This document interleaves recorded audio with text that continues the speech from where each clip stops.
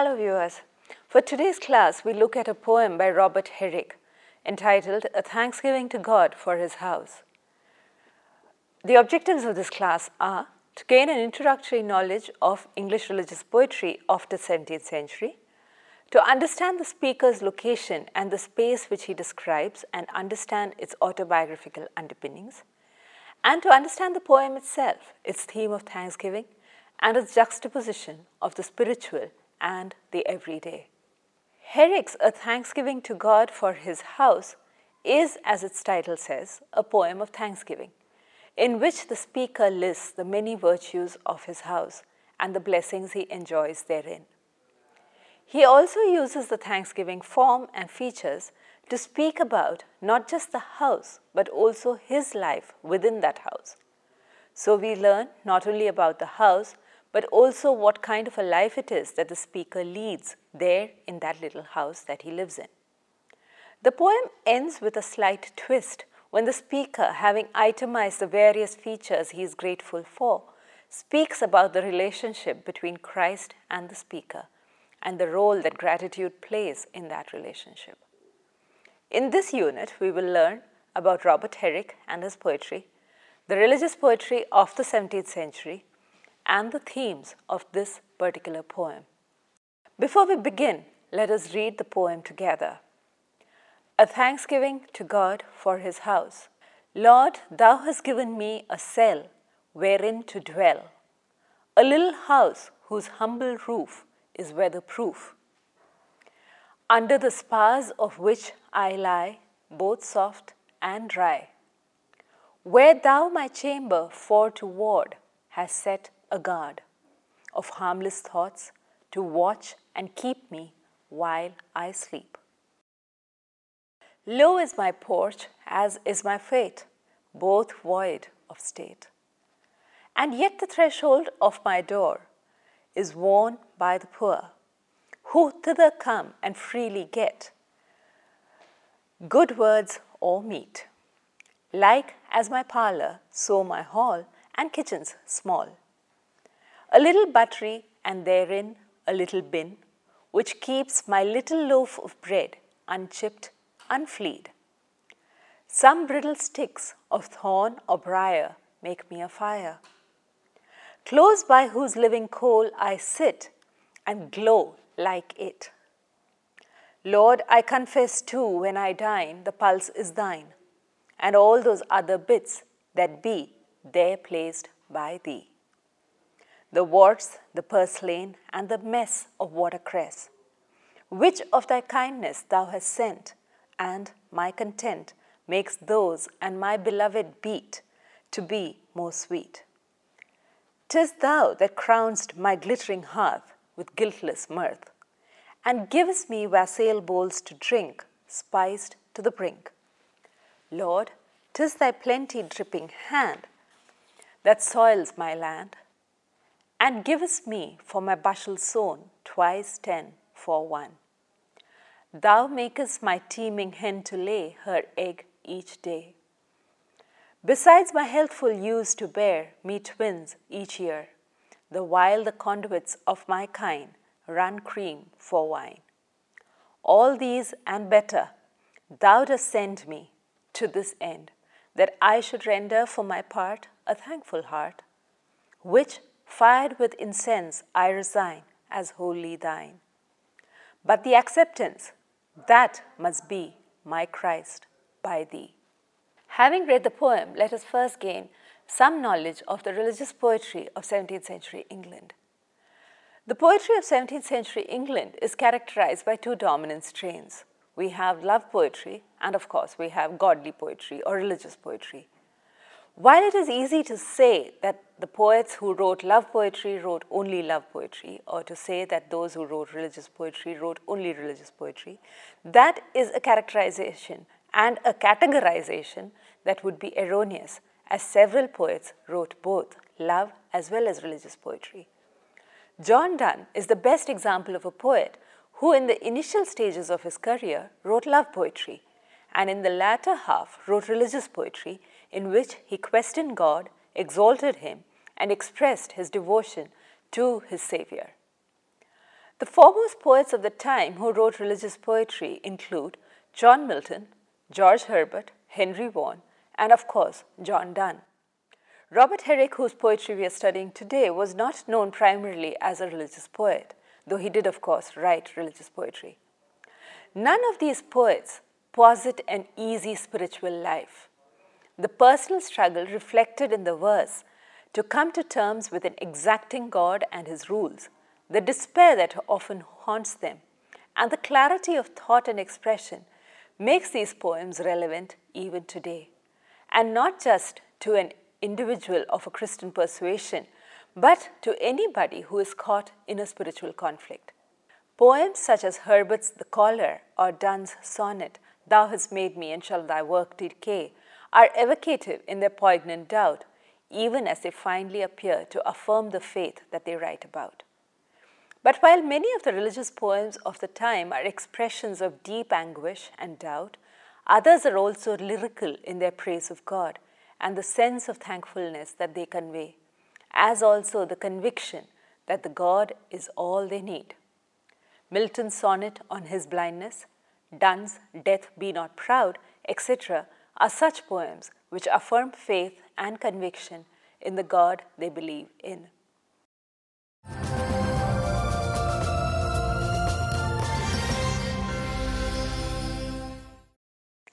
Let us now learn a little bit about the poetry of Robert Herick. Robert Herick, who lived from 1591 to 1674, is usually classified as one of the sons of Ben, the others being Richard Lovelace, Thomas Carew, and John Suckling. The Sons of Ben were a group of poets who admired and imitated Ben Jonson and considered him their mentor. Some of Herrick's poems, notably To the Virgins to Make Much of Time, Upon Julia's Clothes, To Daffodils, and the poems addressed to Corina and Julia are often anthologized and have always been very popular. None of these are, of course, religious poetry. All of them are love poetry of varying degrees or carpe diem verse. The 20th century has brought a belated recognition for Herick as a craftsman who brought to his verse a refined sensibility that was almost feminine, who wrote direct verse which was crafted with neoclassical precision and had the ability to write humorously and yet happily, even when he failed as a courtier and retired to the countryside. The initial years of Herrick's career, from some time in 1617 to 1630, was spent in London, where he met Ben Jonson and took heed of much of the advice which Ben Jonson doled out to aspiring poets. In addition to a mentor, Herick also found a father figure in Jonson, as is evidenced by the 5 poems he published upon Ben Jonson himself. The second major shift in his career came with his being nominated to the vicarage of Dean Prior, a small rural parish in Devonshire. Though Herick might have thought his stay so far from London would be of a short duration, he held the vicarage till his death, with a brief interruption during the interregnum. Herick collected all his poetry during his time here, and in 1648 had it published as Hesperides, or the works both humane and divine. He is significant also for this action on his part, as he remains one of the earliest poets to have collected and published his verses as an elaborately designed volume. The volume treats of a number of varied subjects, from the pastoral and the bucolic to carpe diem verse to religious poetry, and also poems regarding love and cleanly wantonness, as he phrases it. His verse also dwelt upon political aspects of the time, contained portraits of friends, patrons, and mentors, wrote about the pleasures of the good life, and celebrated the pleasures of food and wine, etc.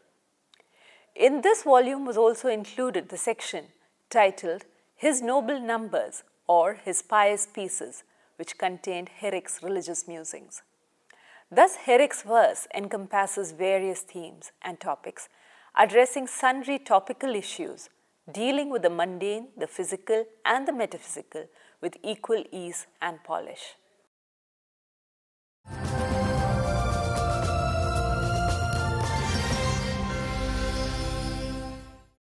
Let us summarize the poem and its contents before we begin its analysis.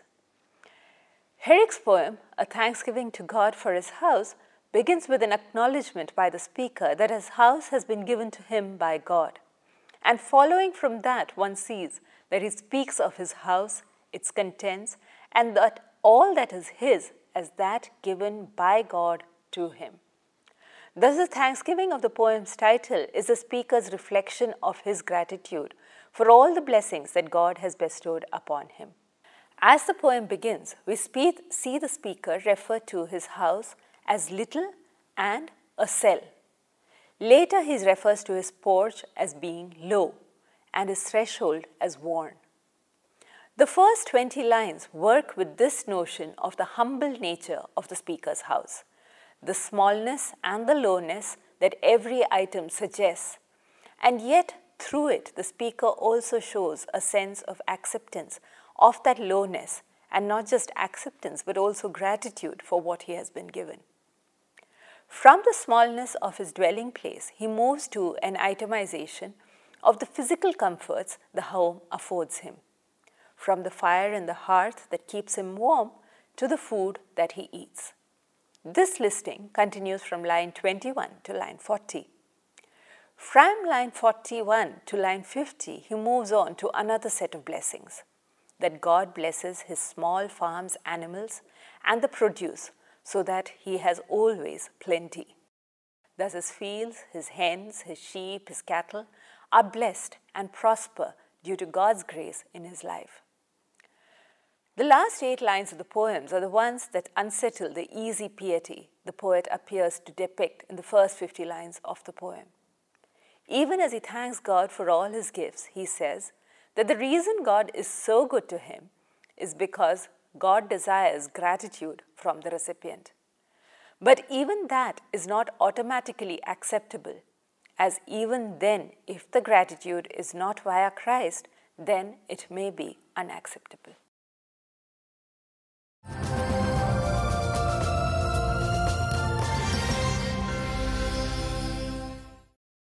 Let us now look at the themes in Robert Herick's poem. Gratitude is, of course, the foremost theme in Herick's poem, and the speaker's listing is a valuable device, as it follows the traditional Christian model of counting one's blessings. But the question the listing poses is also whether this is just a simple counting of blessings, or is there something subtle which hides beneath the obvious? The first 2 lines wherein he says, "Lord, thou hast given me a cell wherein to dwell," introduces this note of unease. Can it be that the speaker is not expressing gratitude as much as an understated, covert awareness that he has been brought low, and that by God? If the poem is read in conjunction with Herick's biography, then we see that Herick desired a London life, preferably as a courtier. Given that, and his yearning for the life of the sons of Ben in London, one might detect a note of resentment rather than the straightforward gratitude that the poem superficially conveys. When compared with the poem, His Return to London, where he speaks of his term in Dean Prior as a long and irksome banishment, we can then discern a plaintive note of complaint in A Thanksgiving to God for His House. Even as he thanks God for his little house, which is weatherproof, words such as cell, low, small, little, etc. underline the speaker's awareness of his low state, remarked on with no ambiguity when he says, "Low is my porch, as is my fate, both void of state." For a person who was interested in being a courtier, with all that implies of a certain closeness to the powers that be, and of also a location in London and in palaces and the courts of kings, then we realize that when he says, "Low is my porch, as is my fate, both void of state," there might also be a note of regret and resentment there, in addition to a simple acceptance of what is. While there is no overt complaint, the repetition of words implying smallness and low stature indicate the speaker's clear grasp of his station in life, one which, going by the poet's biography, the poet might well have been unhappy about. The first word used by the poet to denote his house is of particular importance, as cell during this period referred to a small room in a monastic house, though it does not yet carry its meaning of a prison room. The idea of a monastic order with its stringent and stern rules and order of life is further enhanced by the worn threshold of lines 13 and 14, which is worn down by the poor who come to gain a little food or advice. This imaging further enhances the representation of the house as a monastic space. This is of course also in stark contrast to what Herick had seen in his earlier life, a life which was marked by a certain wantonness, which involved lots of flirtations and temporary relationships with several women. In comparison and in contrast with that, now what he has is a monastic space and a monastic life in a little house which is almost like the cell in a monastery itself. So there is a certain element then here of a comparison which may not be as attractive to the poet as he seems to make it appear.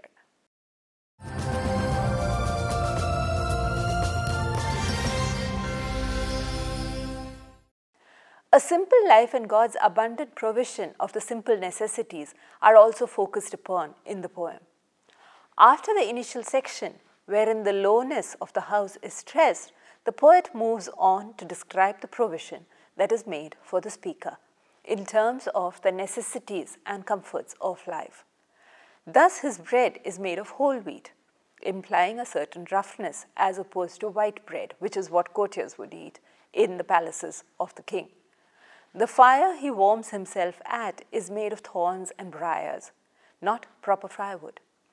His food consists of pulses and vegetables, and even as there is no lack, there is also a degree of simplicity which might be seen as low. The food he devours and the way in which he now lives, while nourishing and comfortable, cannot be called luxurious. And this again sets up a contrast between his life here in Dean Prior, the small rural parish, and his earlier life in London, which would have been a life which would have had some luxuries, wherein the food would not have been as simple as what he eats here now, what he calls a mess of watercress, and of course pulses and so on and so forth, a vegetarian diet to a large extent. Whereas in London there would have been more meats, there would have been more luxuries, and where he would have had white bread as opposed to whole wheat bread. The expression of undiluted cheer in the reference to guiltless mirth which crowns his glittering hearth, as also to the wassail bowls to drink, are the lines in which there is no reference, neither oblique nor direct, to the lowly stature he now occupies in the world, which again can be seen as a comparison with his earlier life. If earlier in his mirth there was a certain element of guilt, that guilt would have been also because of the wanton life that he was leading, a life which was extreme in the luxury that he enjoyed, but which was also seen as not being entirely Christian, whereas now of course he has a guiltless mirth because he lives this life of simplicity, of comfort but not of luxurious ease, and wherein there is nothing for him to feel guilty about. These lines also mark the transformation of the verse. From this point on, the speaker's tone appears unequivocally grateful to God for his plenty-dropping hand. The farm which flourishes, the animals which provide in plenty for the speaker, are not spoken of with either resentment or equivocation. The speaker's appreciation is wholehearted and without reservation. Thus, while the initial sections appear to possess an undercurrent of mild resentment, the second section appears more wholly grateful, remarking towards its end upon the fact that God provides all these and better.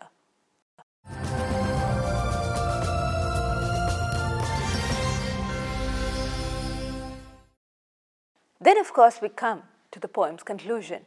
Lines 51 to 58 present the reader with an ironic and puzzling end to this poem, which at a first reading is so effective as a poem of thanksgiving, but which on closer reading turns into an ironic tongue-in-cheek rendering of the speaker's awareness of his lowly station in life, as determined by God for him. The concluding lines are, of course, troubling again, equally, if not more so, as they call into question all the notions that circulate regarding the unconditional love of God. When the poet says, "All these and better thou dost send me to this end, that I should render for my part a thankful heart," the phrase "to this end" complicates our stereotypical assumption that God expects nothing from us in response to his multitudinous blessings. The speaker clearly indicates that God sends blessings our way to this end, that we should render to him a thankful heart. Thus, the gratitude the speaker feels is in no way spontaneous, but it is a rehearsed response which is seen as necessary, if not demanded, by the God whom he serves. When he says that "all these and better thou dost send me to this end, that I should render for my part a thankful heart," he is underlying the fact that God has given him all of this, but God has given him all of this only so far as he is then thankful for what he has received from God. Further complications arise in the concluding couplet, as the speaker, having resigned his thankful heart to God, nonetheless makes it clear that having done so in no way guarantees acceptance, as that is dependent on Christ. Thus, the foundation of the poem is itself rendered shaky, as the gratitude which the poem demands can be seen as a necessity demanded of the speaker by God in return for the blessings conferred upon him, and secondly, there can be no certainty that the gratitude is acceptable, as it depends upon Christ accepting it. When we say that the poem is rendered shaky because there can be no certainty that the gratitude is acceptable, as it depends upon Christ accepting it, we are also then referring to a certain tradition in 17th century religious verse, wherein poets wrote about the difficulty of having a one-to-one relationship with God. And even as they wrote about it, they also said that unless Christ himself intervened, there could be no such relationship. This we see in poems such as John Donne's "Batter My Heart, Three-Person God," wherein he asks God to batter him, to ravish him, to conquer him, because otherwise there can be no relationship that he can enjoy with God himself. And here then, when Herick writes about the fact that unless Christ accepts his gratitude is worthless, he is then speaking in that same tradition. A tradition that is also visited by George Herbert in one of the arguably the most famous poem of 18th century religious poetry, which is The Caller, wherein he says that unless God calls him and unless he hears that voice of God calling him, he cannot then turn to God. It's the same kind of statement that is being made over here when Herick says in the last lines of the poem that, "But the acceptance that must be, my Christ, by thee." The onus in these poems of religious verse that were written in the 17th century is primarily upon God, even as the human does all that he can do, all that he thinks he is desired to do by God. He also then places the responsibility upon God to accept him, to ravish him, to conquer him, in John Donne's "Batter My Heart, Three-Person God," and in The Caller, to call to him so that then man can turn to God. There is also another element which is seen in this poem, which is in synchronity with the fact that much of 17th century religious verse, and that is the fact that all of these poets wrote about the difficulty of the religious life. Poets such as Donne and Herbert and Vaughan, all of them spoke of the fact that even though they might have been called to the religious life by God himself, that religious life was in no way easy. The resentment that we see here in Herick's verse in being the parish priest of a small rural parish with little comfort, no luxury, that resentment and that discomfort is something that is apparent in a lot of other poetry as well, because all of them talk about the difficulty in leading a religious life that can be wholly acceptable to God.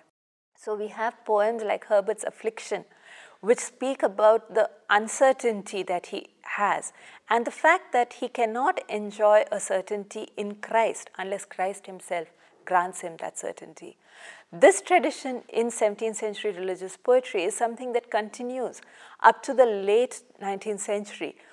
This uncertainty that God, unless God calls, these poets cannot really find peace in God, is something that we see reflected in much religious verse in English literature, even up to the end of the 19th century, when Gerard Manley Hopkins writes his terrible sonnets, wherein in each of them he questions God for not accepting him and for not giving him the comfort that he so desperately seeks.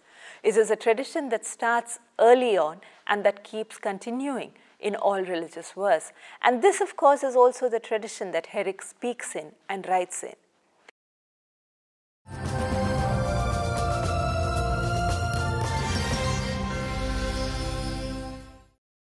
While the poem here in this unit can be and has been seen in this class in a slightly negative fashion, exposing its internal contradictions and problematic themes, it can also be read as a very superficial expression of the joys of country living, emphasizing the humility of the country dweller and his small pleasures. And if we want to read the poem in this way, all we have to do is ignore some elements. We need not look in particular at the elements of lowness and the elements of discomfort that we see there. And instead, we can see it instead as a straightforward thankfulness that he is expressing about the life that he leads here in the country. And thus we see that the images of warmth and plenty and contentment, which are found in this pastoral poem, are evidence of the poet's regard for his life in this rural vicarage, and explain also why he returned to it after the restoration of Charles II through the throne of England. Finally, let us take a brief look at some of the specific phrases in the poem.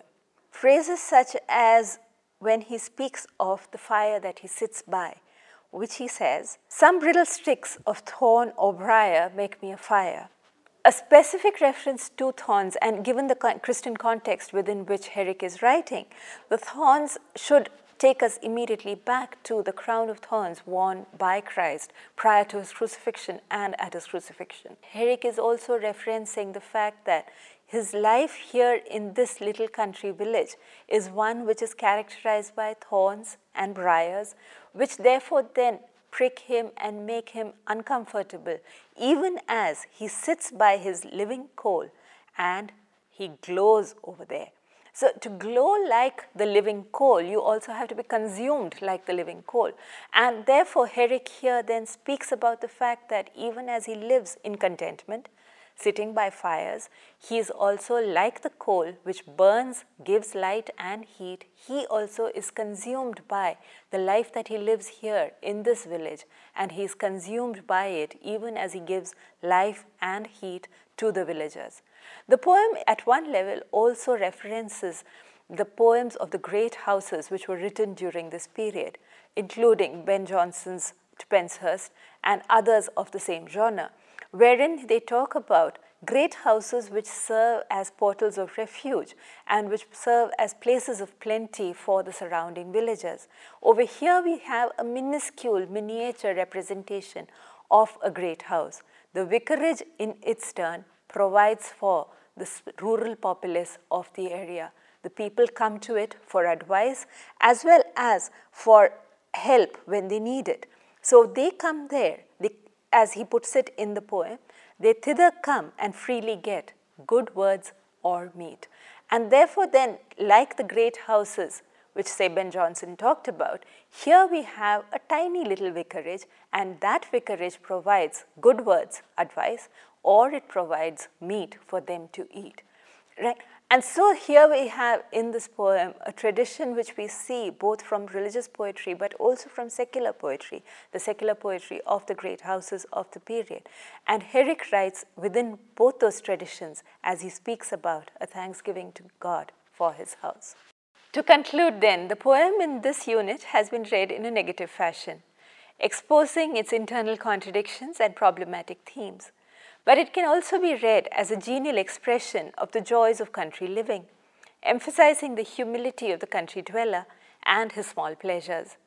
The images of warmth and plenty and contentment which are found in this pastoral poem are evidence of the poet's regard for his life in the rural vicarage and explain why he returned to it after the restoration of Charles II to the throne of England.